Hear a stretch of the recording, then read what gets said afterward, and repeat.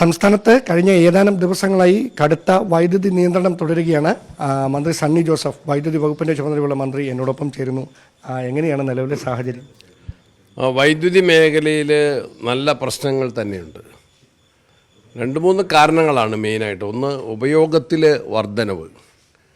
കഴിഞ്ഞ വർഷം 2025 ഈ സമയത്ത് നമുക്ക് 3500 മുതൽ 3600 വരെ മെഗാവാട്ട് വൈദ്യുതിയാണ് ആവശ്യമെങ്കിൽ 2026 അത് 4700 മുതൽ 4800 വരെ ആവശ്യത്തിൽ 1000 മെഗാവാട്ടിലധികം വർധനവുണ്ടായിട്ടുണ്ട്.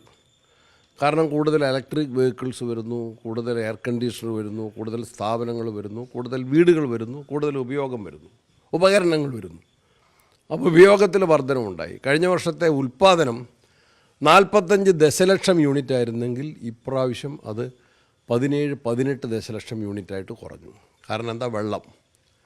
വെള്ളത്തിൻ്റെ ലഭ്യത കഴിഞ്ഞ പ്രാവശ്യം 60% കഴിഞ്ഞ ജൂലൈ മാസത്തിലെങ്കിൽ ഇപ്രാവശ്യം അത് 28%, 30-ൽ താഴെയായി, പകുതിയിൽ താഴെയായി.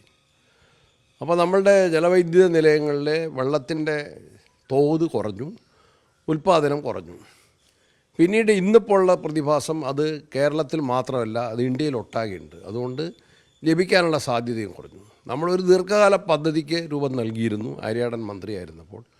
അത് പിന്നീടത് റദ്ദാക്കപ്പെട്ടു. അതിനെതിരെ നമ്മളിപ്പോൾ സുപ്രീം കോടതിയിൽ നമ്മൾ പെറ്റീഷൻ മൂവ് ചെയ്തിട്ടുണ്ട്. അത് റദ്ദാക്കിയതോടുകൂടി നമുക്ക് ഈ വൈദ്യുതി ലഭ്യത കുറഞ്ഞു.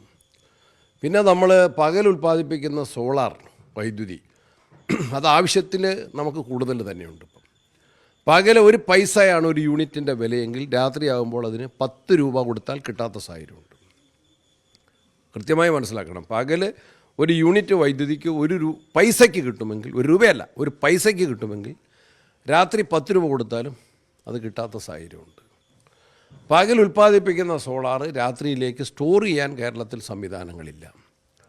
ആ സ്റ്റോർ സംവിധാനത്തെ ബാറ്ററി സ്റ്റോറേജ് എന്ന് പറയും. ആ സ്റ്റോറിങ് സംവിധാനം നടപ്പിലാക്കുന്നതിനുള്ള പദ്ധതികൾ ആരംഭിച്ചിട്ടുണ്ട്. അത് വേഗത്തിലാക്കാൻ ശ്രമിച്ചുകൊണ്ടിരിക്കും. ഈ നിയന്ത്രണം എപ്പോൾ വരെ തുടരും? മഴ കിട്ടുന്നത് വരെ ഈ നിയന്ത്രണം തുടരേണ്ടി വരും. പിന്നെ അതിനിടയിൽ ഇത് ലഘൂകരിക്കുന്നതിന് വേണ്ടി നമ്മൾ ഹ്രസ്വകാല കരാറുകൾക്ക് അനുമതിക്കായിട്ട് കമ്മീഷൻ്റെ മുമ്പാകെ നമ്മൾ അപേക്ഷ സമർപ്പിച്ചിട്ടുണ്ട്. അതിനുള്ള സാധ്യതകളുണ്ട്. അങ്ങനെ ഏതെല്ലാം തരത്തിൽ വൈദ്യുതി ലഭ്യമാക്കാമോ അതിനുള്ള പരിശ്രമങ്ങൾ നടത്തിക്കൊണ്ടിരിക്കുകയാണ്. ആ പരിശ്രമങ്ങൾ വിജയിക്കുന്നതനുസരിച്ചായിരിക്കും ഇത്. ജനങ്ങൾക്കുള്ള പ്രയാസം മനസ്സിലാക്കുന്നു. ചില കാര്യങ്ങളിൽ ജനങ്ങളുടെ സഹകരണം അഭ്യർത്ഥിക്കുകയാണ്. ചില നിയന്ത്രണങ്ങൾ സ്വയമേവ ഏർപ്പെടുത്താം. രാത്രികാല ഉപയോഗം ആവശ്യത്തിന് മാത്രം ലൈറ്റുകൾ ഇടുക, ബൾബുകൾ ഇടുക. ഞാനിവിടെ ആവശ്യമില്ലാത്ത ഓഫാക്കാൻ ഇവരോടെല്ലാം പറയുന്നുണ്ട്. ഞാൻ തന്നെ ഓഫാക്കും. അതുപോലെ തന്നെ എയർ കണ്ടീഷൻ. ഇന്നലെ കേന്ദ്രത്തിൻ്റെ ഒരു പ്രധാനപ്പെട്ട സംഘം മറ്റൊരു കാര്യത്തിന്, പരിസ്ഥിതിയുമായി ബന്ധപ്പെട്ട കാര്യത്തിന് കേരളം സന്ദർശിച്ചിരുന്നു. മുഖ്യമന്ത്രിയുമായിട്ടും ഞങ്ങളെല്ലാവരുമായിട്ട് സംസാരിച്ചു. അവർ പറഞ്ഞ ഒരു കാര്യം, പ്രധാനപ്പെട്ട ഒരു സയൻറ്റിസ്റ്റാണ്, അദ്ദേഹം പറഞ്ഞ കാര്യം, കേന്ദ്രം ഇപ്പോൾ ഒരു നിർദ്ദേശം കൊടുക്കുകയാണ്. നമ്മൾ എയർ കണ്ടീഷൻ 27 ഡിഗ്രി സെൽഷ്യസിൽ കുറയ്ക്കാൻ പാടില്ല. ഞാൻ ഇന്നലെ ഒരു അഭ്യർത്ഥന വെച്ചിട്ടുണ്ട്. 25 ഡിഗ്രി ഇട്ടാൽ നമുക്ക് ആവശ്യത്തിന് തണുപ്പ് കിട്ടും. അതുപോലെ തന്നെ ഇലക്ട്രിക് അയൺ, ഞാനിപ്പോൾ വീട്ടിൽ തന്നെ ഇസ്തിരി ഇടുന്ന ആളാണ്. രാത്രിയിൽ അതിൻ്റെ ഉപയോഗം കുറയ്ക്കുക, മറ്റുപകരണങ്ങളുടെ ഉപയോഗം രാത്രിയിൽ കുറയ്ക്കുക, ആഡംബര ലൈറ്റുകൾ രാത്രിയിൽ ഉപയോഗിക്കുന്നത് കുറയ്ക്കുക. അത് വ്യാപാര സ്ഥാപനങ്ങളും അതുപോലെ തന്നെ വീടുകളിലും ചില അനാവശ്യമായ ലൈറ്റ് ഉപയോഗം കുറയ്ക്കുക.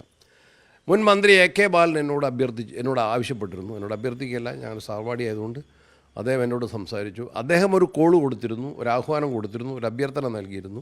ഇത്തരത്തിൽ ഉപയോഗം രാത്രി കാലങ്ങളിൽ ലിമിറ്റ് ചെയ്തുകൊണ്ട് സഹകരിക്കാൻ. ഞാനിപ്പോൾ അത് ആവർത്തിക്കുകയാണ്. അന്ന് അതിന് നല്ല റിയാക്ഷൻ. പിന്നെ ഇത് ഗവൺമെൻറ് മാറിയത് കൊണ്ടാണെന്ന് പറഞ്ഞാൽ അതും ശരിയല്ല.